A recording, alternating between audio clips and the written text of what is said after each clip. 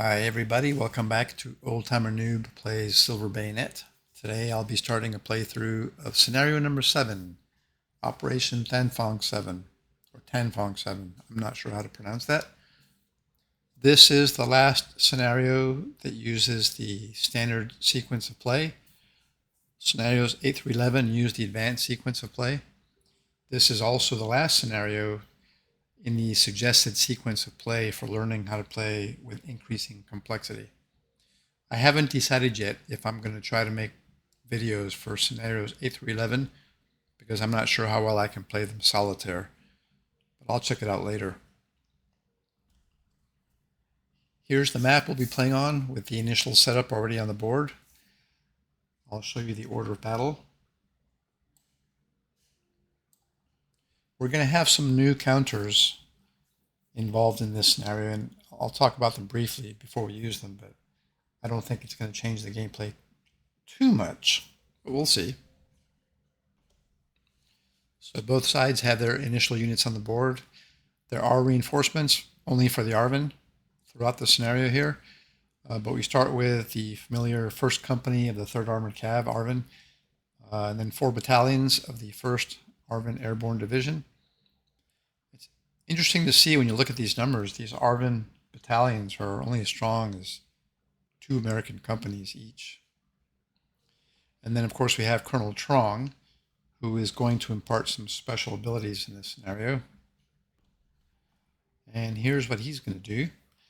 -1 DRM to any bombardment roll, defensive or offensive. If any FWA artillery targets a hex within 2 hexes of him, any Arvin unit stacked with him may attempt combat refusal. All maneuver and assault combat attacks involving Arvin units stacked with him are always coordinated, and units stacked with the counter at the beginning of the movement phase receive an additional movement point. You see the Arvin armor and the battalions only have a movement allowance of 5, so whoever he's with is going to get 1 extra point. We also have some patrol markers for this scenario, and I know they're used extensively in the advanced game, but for the purposes of this scenario, they're actually not going to be used as patrol markers. If you look over here in the scenario special rules, it says don't use them as patrols. They're used merely to mark a radius from their stack. So whichever stack has these patrol markers in them, they have a number in the middle.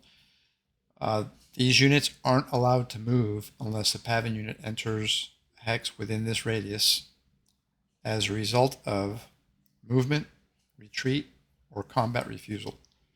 Until that happens, they must remain stationary, and of course we can't move the patrol markers in this scenario. We also have 1 Arvin reinforcement that's going to arrive later. It looks like by air mobile movement. It says, in any clear, broken, or light jungle hex. He doesn't come with his own landing zone, so I'm assuming he can plop down in one of these landing zones or just in one of these types of hexes. I'm guessing he's going to pick a new landing zone because these other ones, if you look at the initial setup here, are located where the Americans are currently. I know all the action is going to be moving toward the west edge of the board, so him landing back here somewhere isn't going to be of any use. So probably over here somewhere is where he'll pick. Also new in this scenario is the mechanic of moving to an off-map box. So you see here under the victory conditions, victory is determined by the number of steps that the Pavin player has in Cambodia off-map box 3 and or in any hexes fully across the border at the end of the game. So if we take a look at the map over here on the west edge, this red dashed line here represents the border between South Vietnam and Cambodia. So the objective of the Pavin player in this scenario is to get as many units as he can either fully across the border or into the Cambodia 3 off-map box. So notice on the left-hand side of the map, we have these brackets that are labeled Cambodia 5, Cambodia 4, Cambodia 3. We're looking to have Pavin units escape through the Cambodia 3 off-map box. That means they're going to leave the edge of the map board somewhere inside this bracket. And once they do that, they're going to move into this off-map box, Cambodia 3. Now in the campaign game or the advanced scenarios, once they actually move off the board into these boxes, they can move from box to box to an adjacent box each movement phase using the entire movement. So if they come off the map in Cambodia 3, 2 turns later they can show up in Cambodia 5 and come back on the board. Pretty wily. And then of course the other special rule for this scenario is that the ARVN player has to keep one unit in .co at all times. So here's .co, or Special Forces Camp.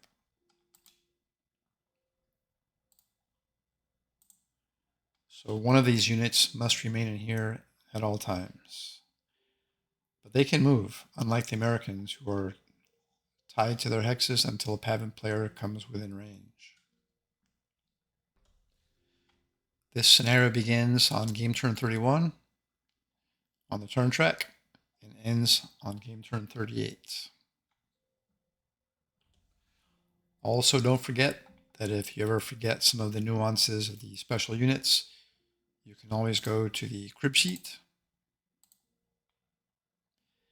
and look up what you need.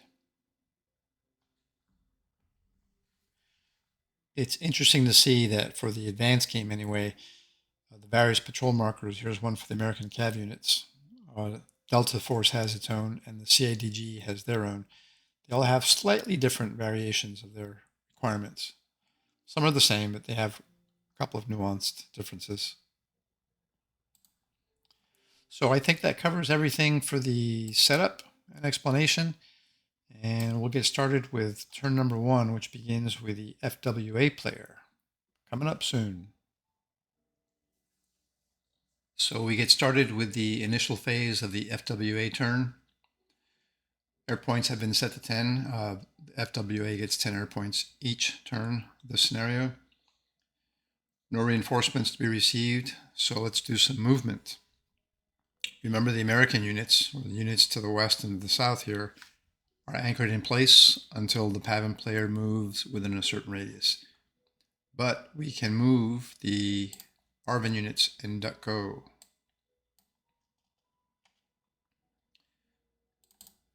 One of these units, by scenario rule, has to remain in .co, so I think I'll make that unit the armor. And then we'll take the remaining units and move them south and see if we can head off the PAVN player.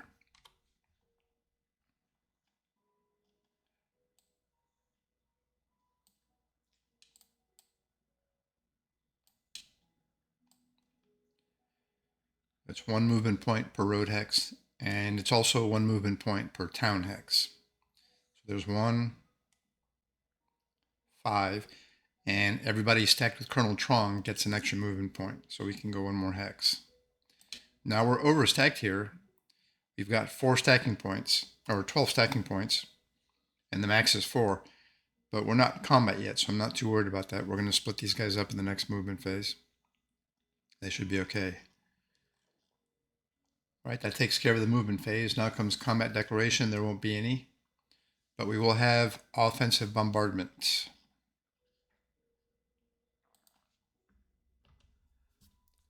I think what I'm going to do first, though, because sometimes it's hard to deal with the stacks of units here, I'm going to pull the artillery units out. They're all still in this hex, but I'm just going to pull them out and put them outside the hex. I'll do that with all of them.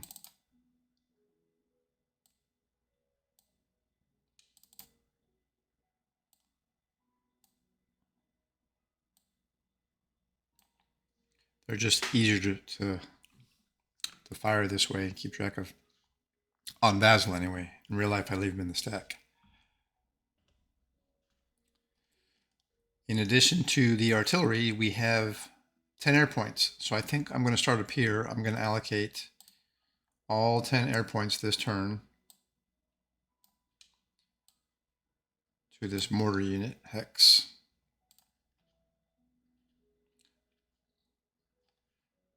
I'll allocate both of these artillery units.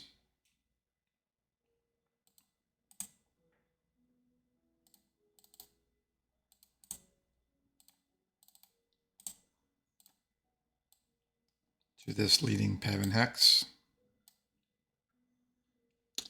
Then down here,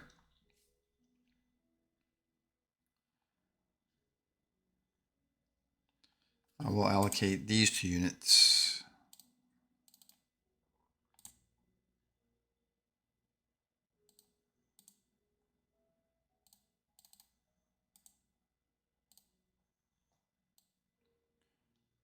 To this Pavin stack.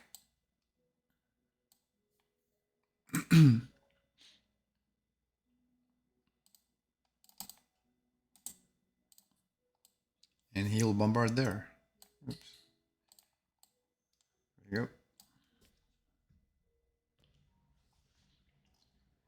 go. All right, so starting up here,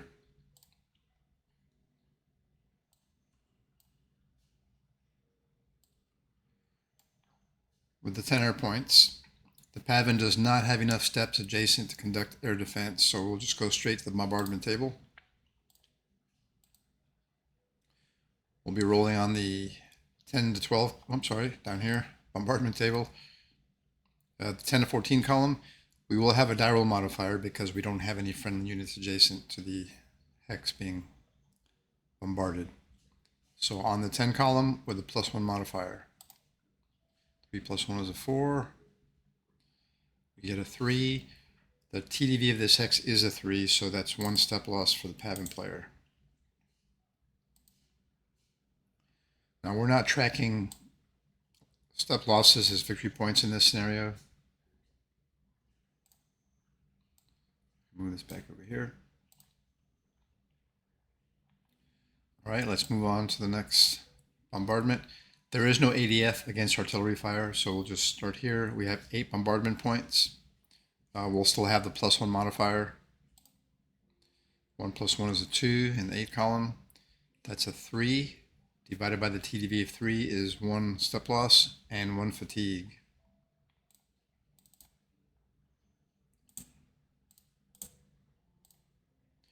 So we'll flip him over. Oh, he doesn't want to flip over. Now, let me see what the problem is here. Okay, I couldn't get that unit to flip over, so I just duplicated this one, CH15. So we're going to flip him for the step loss and then place fatigue. Okay, down here, 8 bombardment points with the +1 modifier. 1 + 1 is a 2. That's a 3 divided by 3 is 1. That's 1 step loss. And fatigue. So 1 unit will take a step loss. And I think I'll fatigue him as well.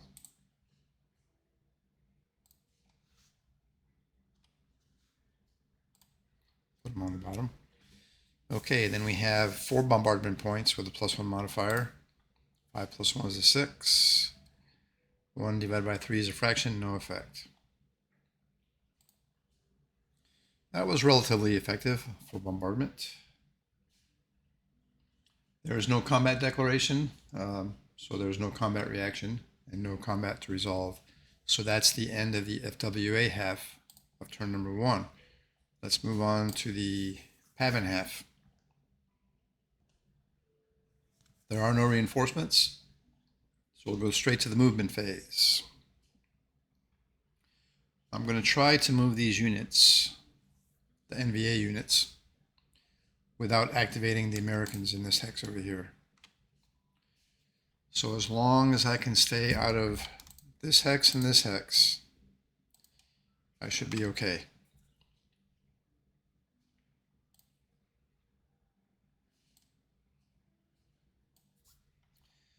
I'll move these guys in the back first.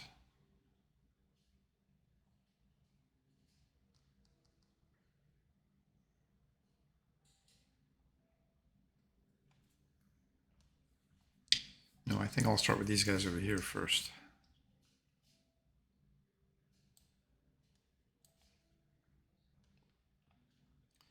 radius over here is only 2. So I can try to skirt around them, of course. They'll have to contend with the Arvin next turn.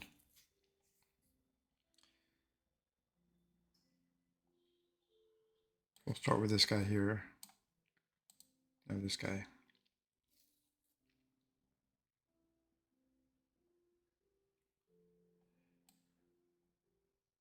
2, 5, 8.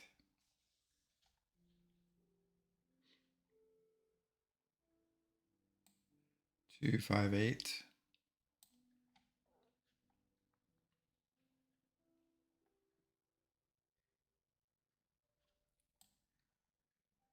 3, 6, 9. Now placing this guy here will activate the American units, but it will give me the opportunity to conduct offensive bombardment. There's only one bombardment point. I'm not sure how effective that will be. I'm wondering if the VC strategy and the NVA strategy would be to just continue moving and not engage in any standing combat. The objective is to get as many steps off the board. So the fewer steps I lose in combat, the more steps I'll have available to take off map. Okay, so 3, 6, 9, 3, 6, 9. I'll put them here. 3, 6, 9. All right, let's go down here. 3, 5, 8.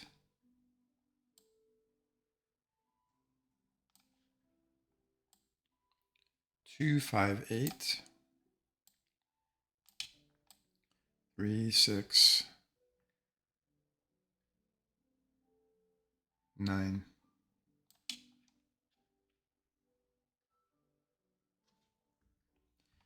There isn't going to be any way to get around these guys without activating somebody somewhere. So that's all the movements for the Pavin side. That brings us to combat declaration. There won't be any. We're not adjacent to anybody. We can conduct some offensive bombardment, however.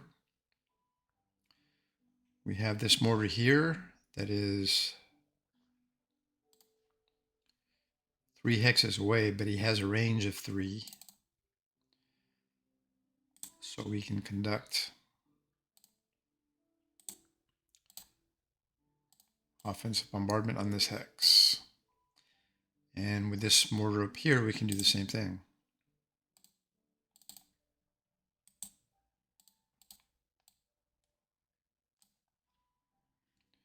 So we have 4 bombardment points. A2 will have a +1 modifier because nobody is adjacent to the target hex. So on the 4 column with a +1, I'm sorry, the 3 column. This guy's reduced, so he should have a target marker with a 1 on it, not a 2. So on the 3 column, no, it's the same column, +1 modifier. 2 + 1 is a 3. That results in a 2 divided by the TDV of the hex. That's light jungle, which is a 2. That results in a step loss. Yes, 2 divided by 2 is 1. So we'll do this guy in the bottom here. Pretty effective, considering they only had 3 bombardment points. Okay, since no combat was declared, there will be no combat reaction and also no combat resolution. So that brings us to the end of the Pavin half of the turn and the end of turn number 1. Starting game turn 2, we'll move our marker over to game turn 2. Adjust the FWA air points back to 10. There they are. No fatigue to be recovered. No headquarters to be replaced. remove first and final fire markers.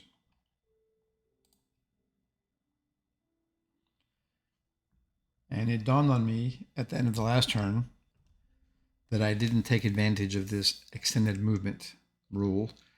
Foot units that begin a movement phase at least 3 hexes from an enemy unit may increase their movement allowance by 2 as long as all movement points are spent moving along the roads. So these Arvin units that moved out of Dutco, I could have taken them 1 more hex using that rule. It doesn't seem like much, but remember they only have a movement allowance of 5. So even with Colonel Trong, they can only move 2 hexes. So that means next turn, the farthest they can move is to here or here. Whereas if I had started them in this hex, they could move out 1 hex farther. May not seem like much, but I'm trying to cut these VC off from getting to the board edge, so that might make a difference. I don't know. Anyhow, just something to consider. I don't think I've used that rule at all in any of the scenarios that I've played so far. So there are no reinforcements for the FWA this turn. So now comes the movement phase. So let's take a look and see what we've got.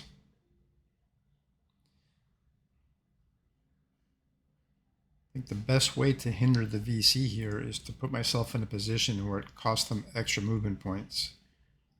So it takes them longer to move across the board. I'm limited with these guys because, like I said, they only have a movement allowance of 5 points. But that's a start. So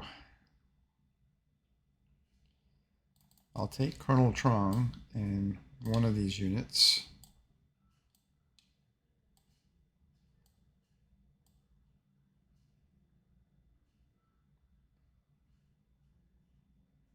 That's 1,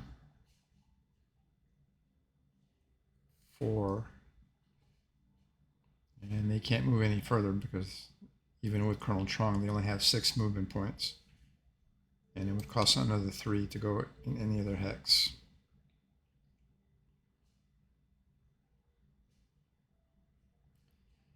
These guys here, however, I've got to be careful because I know the VC are pretty wily. I don't want them to try to sneak around here. So I might have to move one of these battalions back up the road. Let me move this guy first.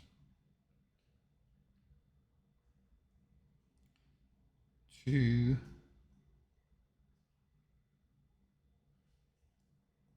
5,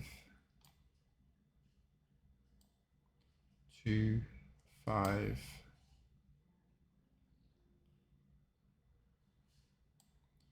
1, 4.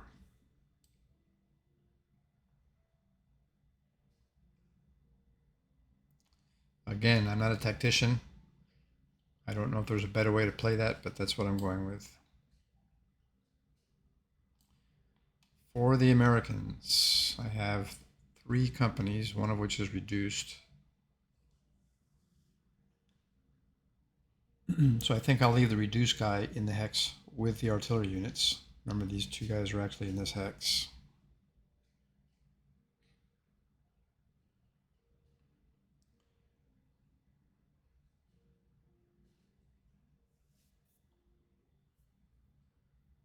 I don't see a need to move anybody here to the east because the NVA here will be affected in movement as soon as they get to these hexes. So maybe if I stretch them out this way, I'll move one guy to here.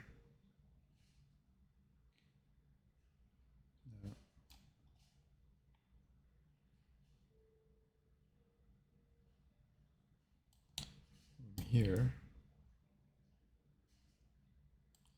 I'll move this guy here.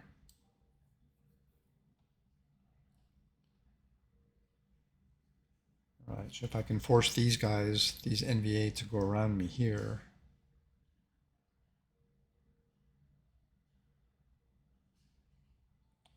I don't think I'll be able to get these guys in action. 1, 2, 3.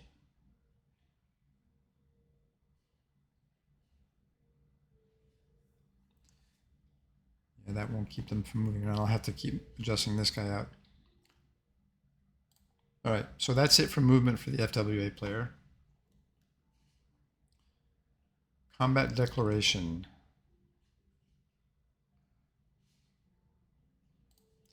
The only place I can declare combat, or the only two places I can declare combat, are right here and right here.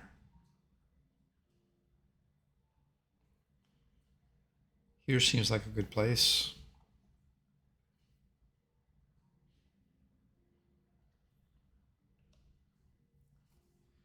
So I think I'll do a combat declaration here and here.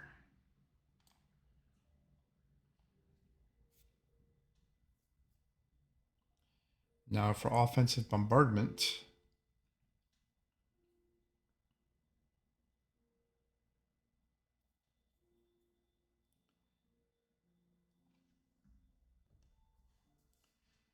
I think I will allocate, let's see here.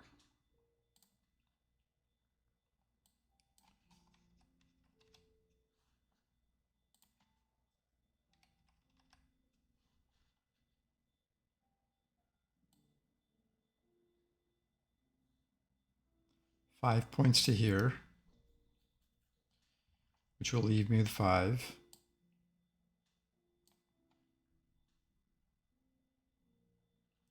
I'll allocate 5 points to here. Oh, wait, I don't know if I can do that. Let me see. Yeah, of course I can. All right, 5 points there.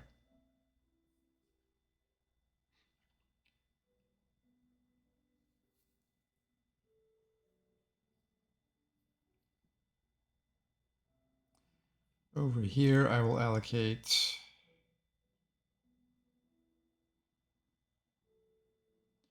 Charlie battery.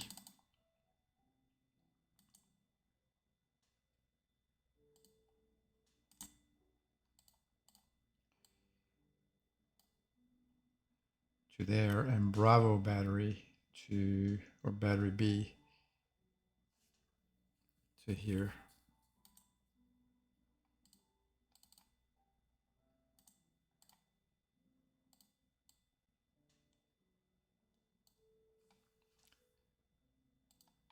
All right, so here's a good time to remind you that with Colonel Trong, where is he? Colonel Trong, we get a -1 die roll modifier for artillery bombardment within 2 hexes of him. So that would make this hex qualified for the -1 DRM. That could come in handy. Okay, so we'll start. Let's see, 1, 2. Wait, these guys. Anybody here in range? 1, 2, 3, 4, 5, 6. Yes.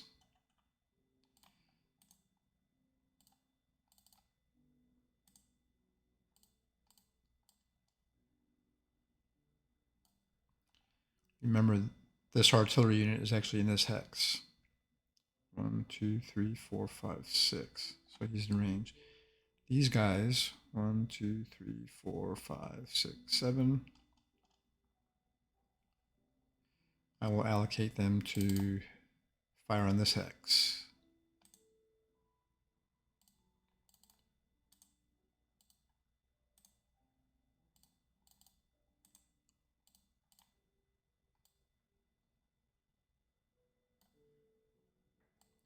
That's a lot of bombardment going on.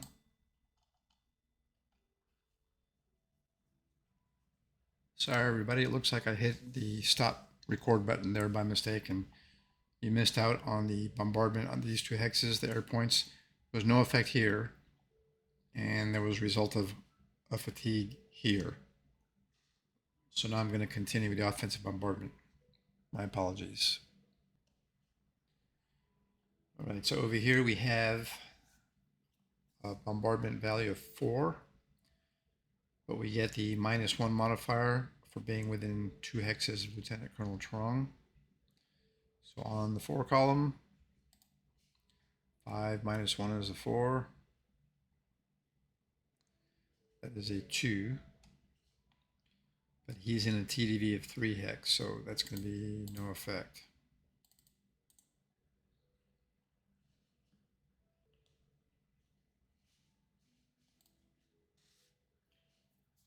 Right, moving down to here, we have a bombardment value of 4,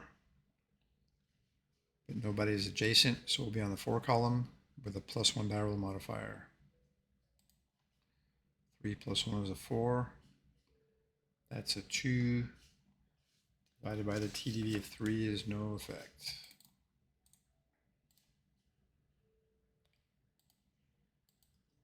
All right, over here, bombardment value of 8 with a +1 modifier. 2 + 1 is a 3 on the 8 column. That gives us a 3. Divided by the TDV of 3 is 1 step loss and a fatigue. So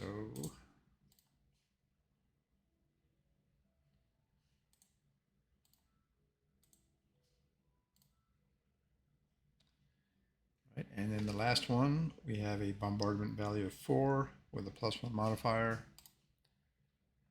That's no effect. I think that's all the bombardment. Yes. That takes us to the combat reaction phase, where the Pavan player can conduct combat refusal if he desires. Let's see. Why would he want to conduct combat refusal? Well, because he can avoid losing steps. He's got to get as many steps as he can across the border. So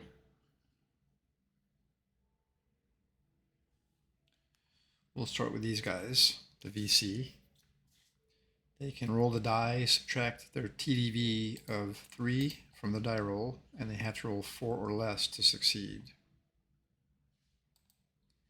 9 minus 3 is a 6. They did not succeed, so they've got to stand and face combat here. Over in this hex,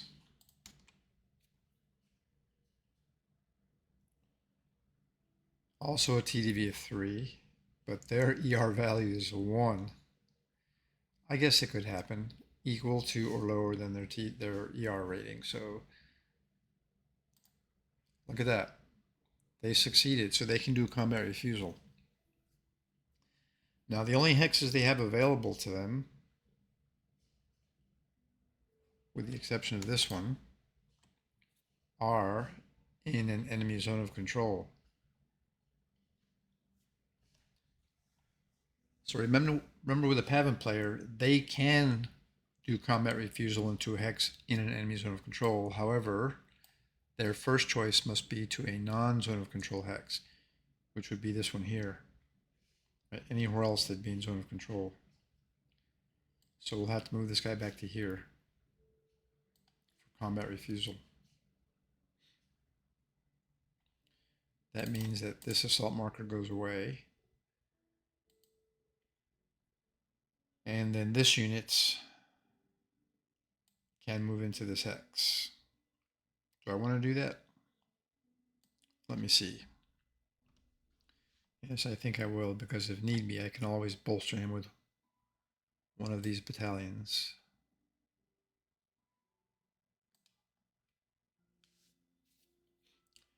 Okay.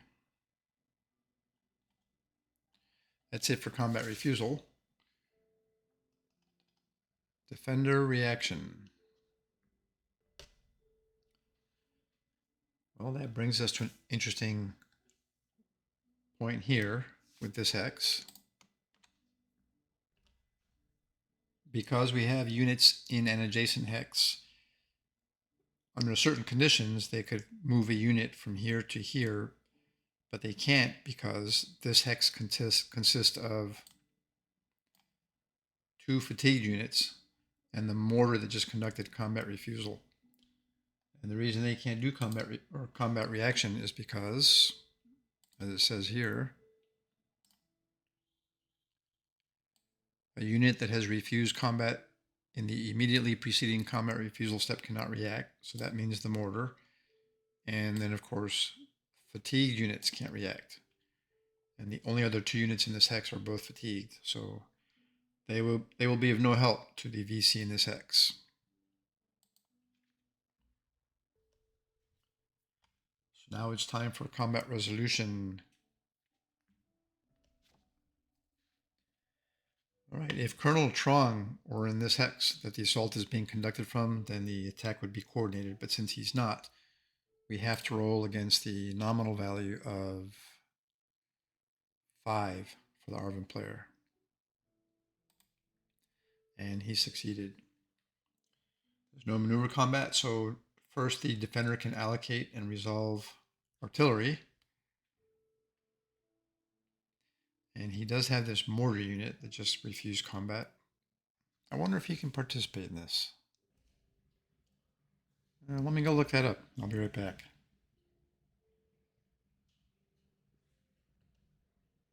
Okay, so I was looking to see if this mortar unit that just conducted combat refusal could conduct defensive bombardment during this assault. And the only thing I could find, even related to that, was this, that the advancing units cannot participate in further attacks during this player turn. So that means the American unit that advanced into this hex vacated by the mortar can't do anything else. But I haven't been able to find anything that says that this mortar can't participate in defensive bombardment. So I'm going to go ahead and do that. If you know of some place in the rules where it says I can't do that, please let me know. But for now, we're going to go with the defender allocating this artillery, this mortar, for defensive bombardment. So let's see what we have.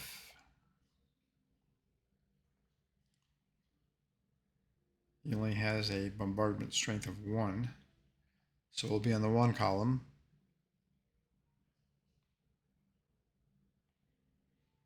And this -1 modifier won't apply to him. Well, he's not within 2 hexes anyway, but it would apply to him.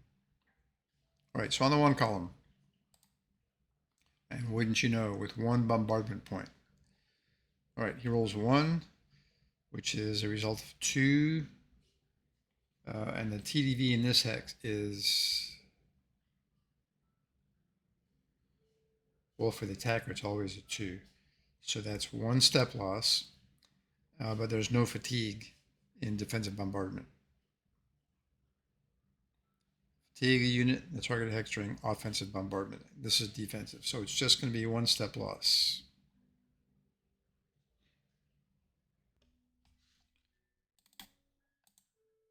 So that little mortar with 1 bombardment point just wiped out half a battalion. Isn't that amazing? All right, so we can mark him now first fired.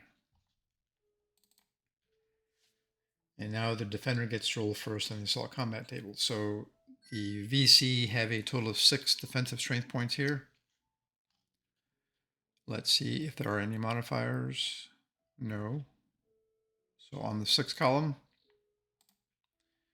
9, no effect. And now our remaining half a battalion with an attack strength of 3. Let's see what we have here. Plus train effects. The VC are in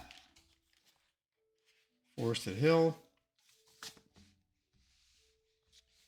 which has a combat effect of +2.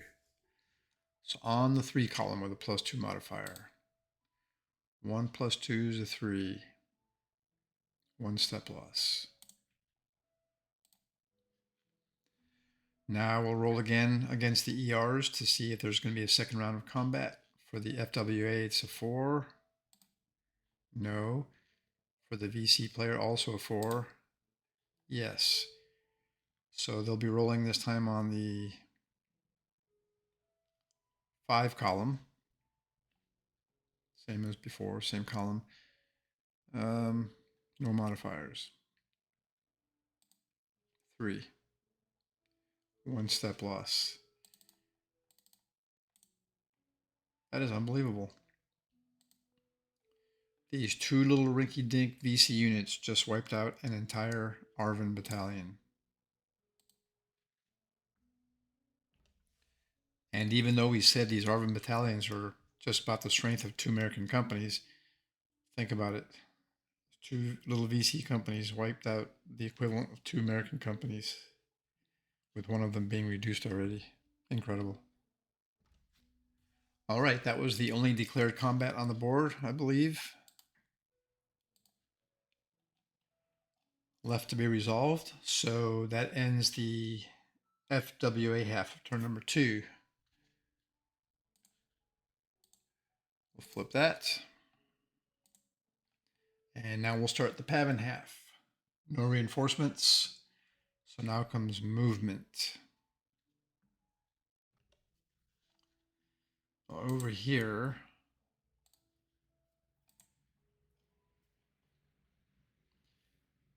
it seems like it would be worth the effort for these two VC companies to try to skirt around here for now. If nothing else, it'll make the FWA player split their forces up. So we'll try that. 3, 6, 7, 8. Down here,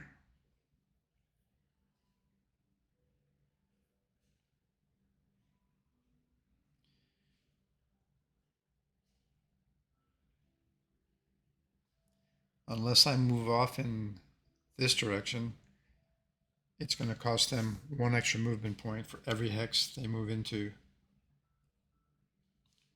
because they're in the zone of control. So they can move to one of these 3 hexes and not pay the extra point, but they're moving in the wrong direction. As a fighting force, they're not worth anything because the 2 infantry units are fatigued and the mortar's reduced.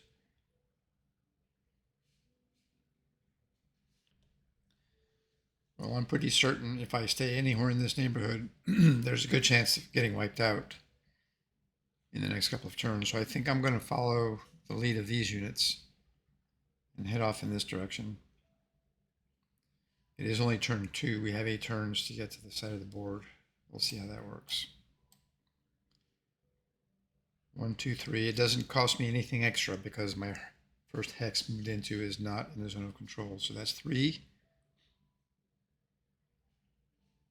6, 9. And for these guys down here. All right, it looks like I'm going to end up activating these American units, but I want to move as many hexes as I can. 3, 6, 9. Without the extra movement cost of moving out of zones of control. So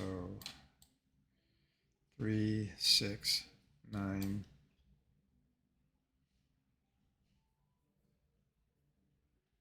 Wait, where did he come from?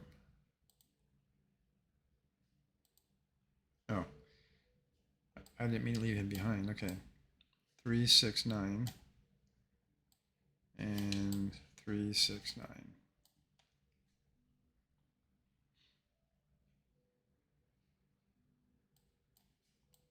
3, 6, 9.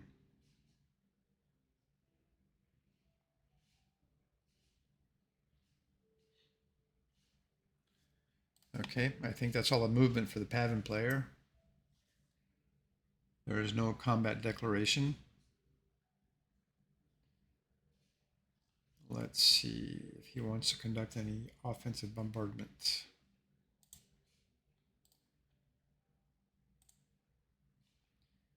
We do have this understrength mortar that helped wipe out half a battalion.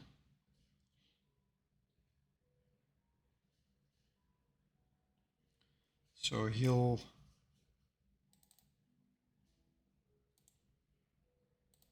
conduct his final fire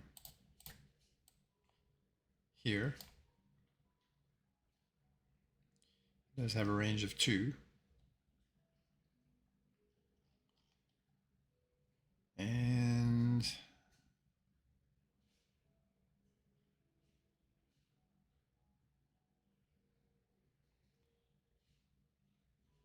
my mortar fatigued? Who's fatigued here? No, just the reduced unit. Okay. Let me put this guy on the bottom so I don't confuse myself.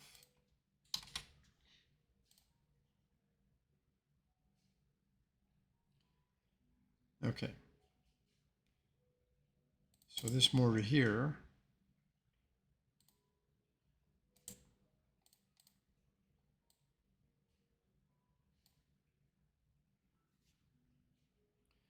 will attack the hex with the FWA mortar. All right, on the bombardment table.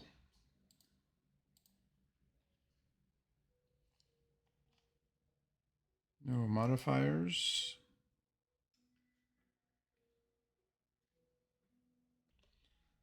So he's reduced down to 1 point, which is still the 1 to 2 column. No modifiers. Roll a 7. No effect. Down here, same thing. On the 2 column, no modifiers. Actually, there is a modifier, +1, because there's no adjacent friendly unit. On the 2 column, +1. No effect. Okay, there's no combat being declared, so there's no reaction phase and no combat resolution. So that is the end of the Pavan half of turn number 2.